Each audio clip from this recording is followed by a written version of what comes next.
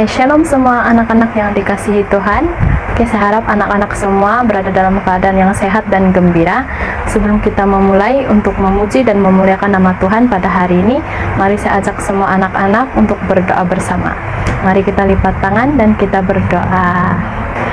Bapa kami yang di surga, Tuhan kami Yesus Kristus, pada saat ini Bapa, kami ingin memuji dan memuliakan nama-Mu.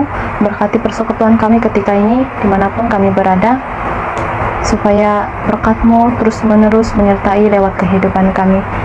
Bapa, persiapkan hati kami, supaya kami dapat sungguh-sungguh untuk memuji dan memuliakan nama-Mu pada ketika ini.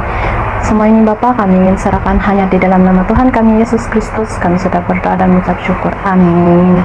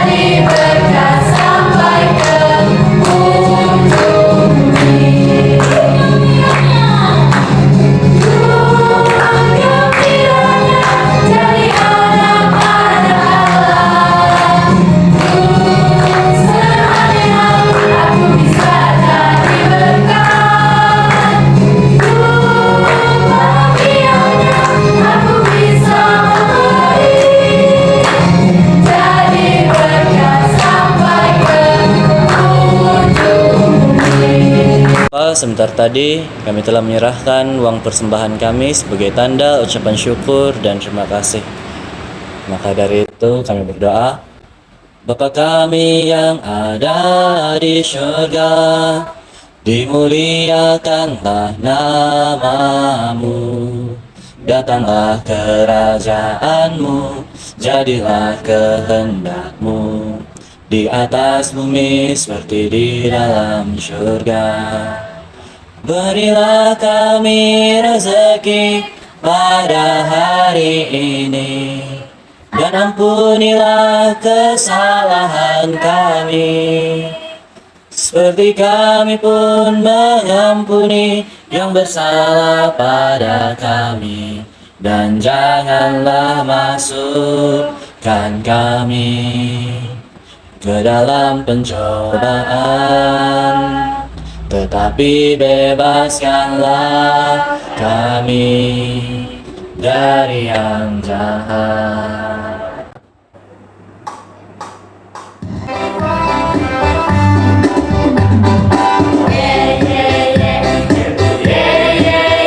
Aku sedang mau dengar firman, siang jadi kenangan, malam jadi impian, cintaku semakin bertambah.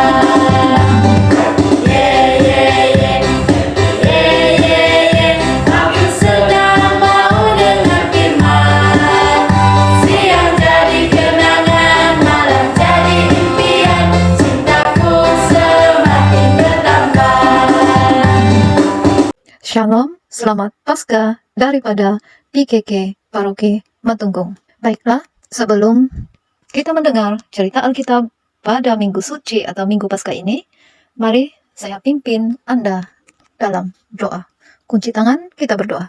Tuhan Bapa kami yang di sorga, sebentar lagi kami mahu mendengar firman-Mu. Ya Tuhan, berkati setiap kami, agar kami diurapi oleh kuasa Roh Kudus sehingga kami penuh pengertian. Seterusnya kami percaya dapat menerima dan yang menjadi berkat untuk kami semua. Terima kasih Tuhan, kami sudah berdoa. Amin. Yesus ditangkap, disalib, mati, dan bangkit. Boleh dirujuk dalam Matius pasal 26 sehingga Matius 28. Yudas Iskariot, murid Yesus, datang bersama orang ramai yang bersenjata. Mereka terdiri daripada ketua-ketua imam dan tua-tua. Yang kucium itulah dia, dan tangkaplah dia nanti, kata Yudas. Lalu Yesus ditangkap dan dibawa menghadap imam besar Kayafas, ahli Taurat, dan tua-tua berkumpul di situ. Ketua-ketua imam dan seluruh majelis agama berusaha mencari salah Yesus supaya dia dihukum bunuh, namun mereka gagal menemukan salahnya. Banyak tuduhan palsu yang mereka buat, namun mereka gagal membuktikan tuduhan itu. Lalu imam besar berkata, "Tidakkah kamu mahu menjawab apa-apa? Katakanlah kepada kami, adakah kamu ini Kristus, anak Allah?" Yesus menjawab, "Benarlah seperti katamu, akulah dia.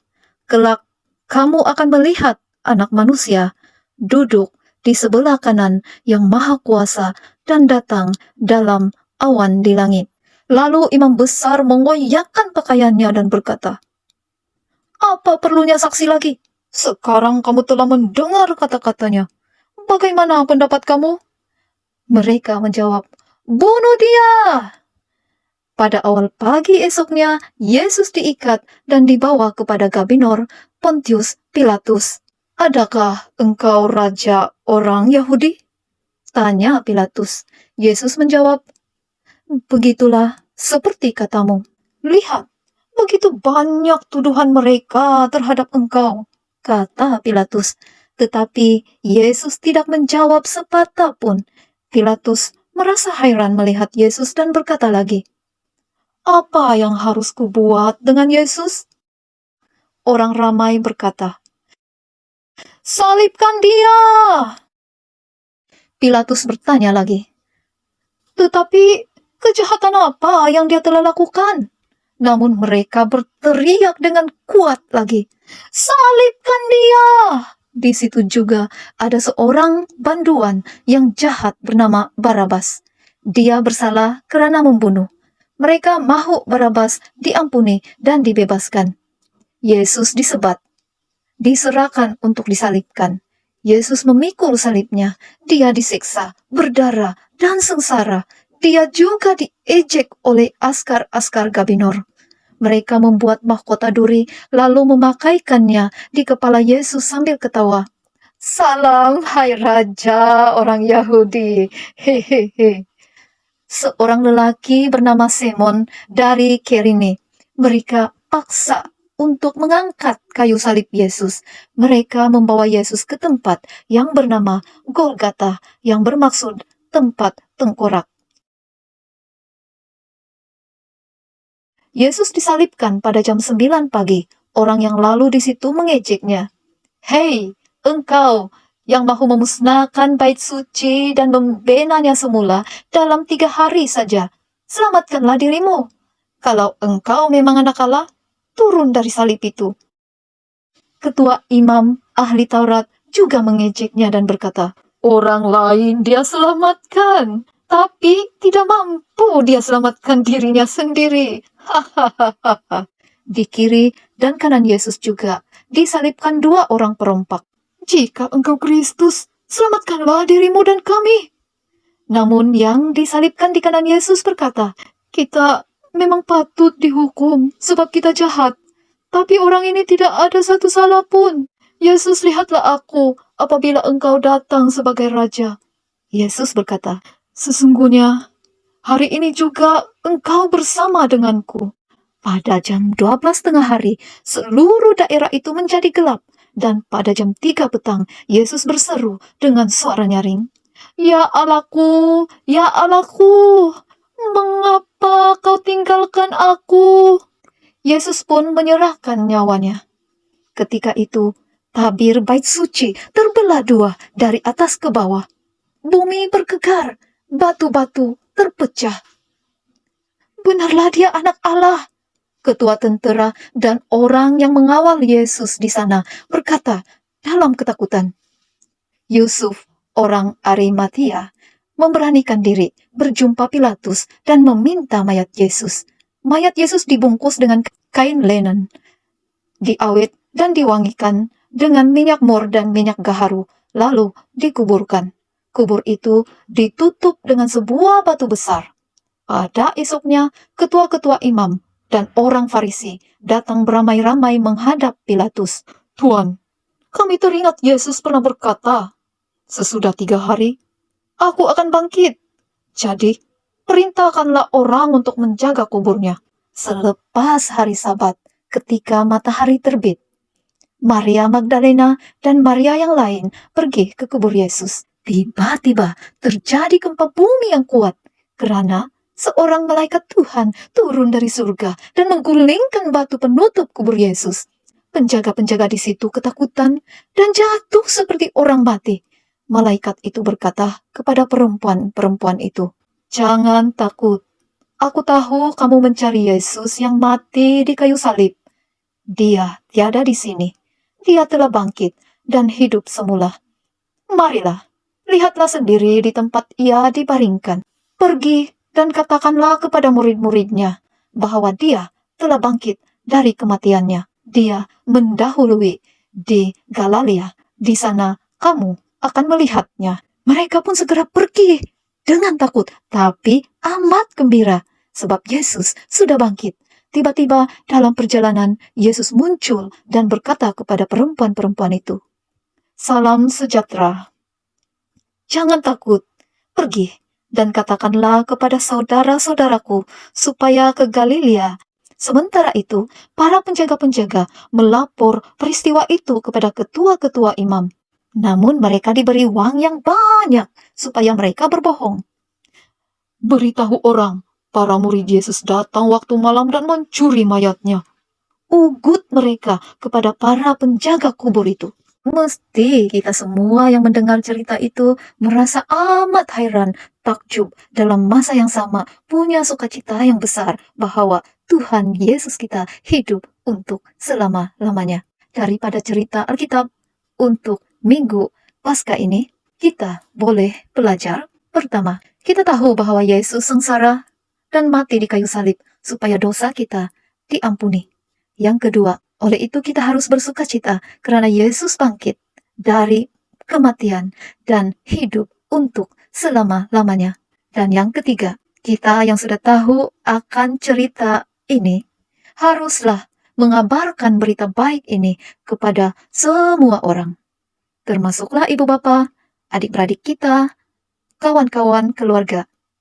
Bagaimana? Contoh dengan satu perbuatan yang mudah dengan memberi kad Paskah ataupun ucapan selamat hari Paskah buat semua yang ada di sekeliling kita. Tuhan memberkati. Tuhan Bapa kami yang ada di sorga, Kami mengucap syukur Tuhan untuk kasih-Mu yang begitu besar sehingga Engkau rela sengsara dan mati mencurahkan darah-Mu untuk menyucikan dosa kami. Malahan Engkau bangkit Tuhan. Kau menyatakan bahwa Engkau benar-benar adalah Tuhan kami yang hidup untuk selama-lamanya. Tuhan, Engkau sentuh setiap kami agar kami mengerti, kami percaya, kami menerima apa yang sudah kami dengar ini. Malahan yang menjadi berkat bagi diri kami sendiri dan seterusnya kami dapat menceritakannya kepada semua orang yang ada di sekeliling kami, dan kami menjadi saksi-saksi-Mu yang hidup sesuai dengan kehendak dan keinginan-Mu. Ampuni dosa kami Tuhan, terima kami. Kami sudah berdoa. Amin.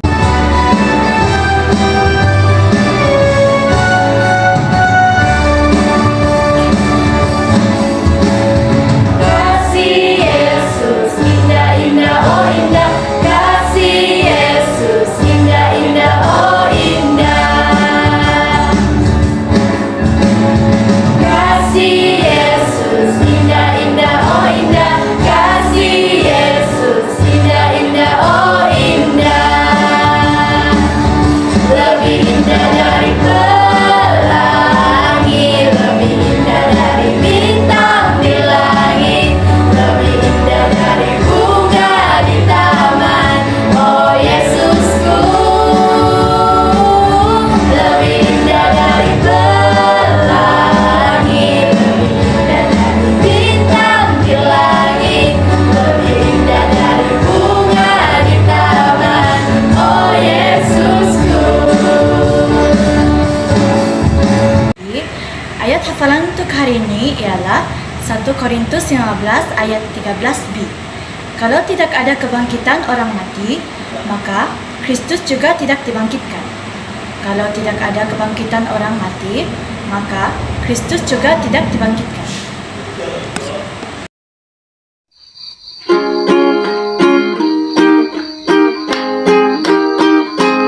Hati-hati gunakan mulutmu. Hati-hati gunakan mulutmu. Allah Bapa di surga melihat kita semua. Hati-hati gunakan mulutmu. Hati-hati gunakan mulutmu. Hati-hati gunakan mulutmu. Allah Bapa di surga melihat kita semua. Hati-hati gunakan mulutmu.